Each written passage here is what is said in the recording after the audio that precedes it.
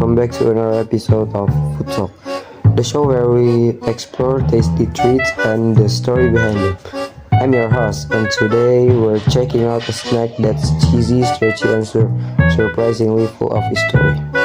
Hi everyone, thank you for having me. I'm really excited to talk about my favorite food. Great! So first, what is your favorite food? Well, my favorite snack is cheese-filled coin bread.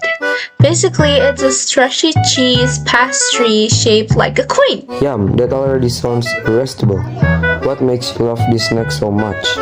The snack, well, there are several factors that explains, but first, it's because of the texture. The outside is crispy or kind of like doughy, depending on how it's actually made, and the inside is warm, gooey, juicy, and cheesy.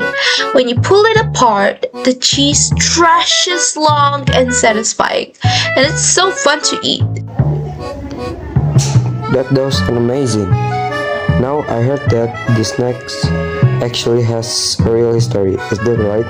Of course, every snack has its own history, and this cheese pull coin thingy also have its own theory.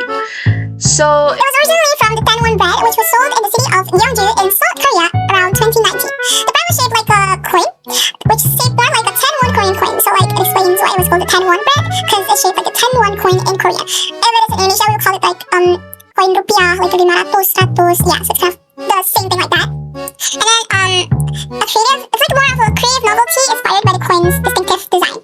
So over time, the design caught an idea beyond the Gwangju and special across Korea. For the variations, it was sold in different cities of Korea. And around 2022, it spread around Japan under a new name, which is the Tanyan bread, a localized version of the original Tanwon bread. So basically, the Tanyan coin bread thingy is basically the same as the Tanwon coin, except it is just as different from the currency.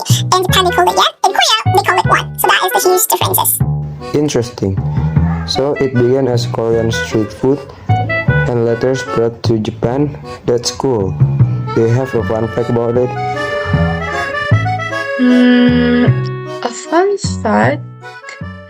Actually, I have a fun fact about it. So, though the original used a coin designed to mimic the Tanwon coin bread, some sellers actually changed or like simplified the design after local regulations intervened, like the Korea Jungan Daily thingy. So, while mozzarella cheese is common to get that stretchy pull, different versions use different kinds of cheese. Some like more creamy, some more sharper in the flavor, and which means the experience can vary a lot depending on where you try it. That's great. Now, for someone who's never tried this before, what advice would you give for getting the most out of cheese coin bread? Okay, so for my advice is that you have to eat it while it's hot, because that's when the cheese is like molten and stretchy and the texture is best. Also, if you can share it with a friend, because it's fun to pull apart together, especially like with that molten version, like still very warm. That is the best part. And don't be afraid to customize it. Try dipping like sauces or try versions with different cheeses to see which you like best. Perfect. Thanks so much for walking us through the story and love behind this snack. I'm definitely going to look for some cheese coin bread next time. Me too. It's a snack that's fun, comforting, and has a story behind it. And thank you listeners for tuning into Food Talk. If you haven't tried cheese coin bread yet, maybe now the time.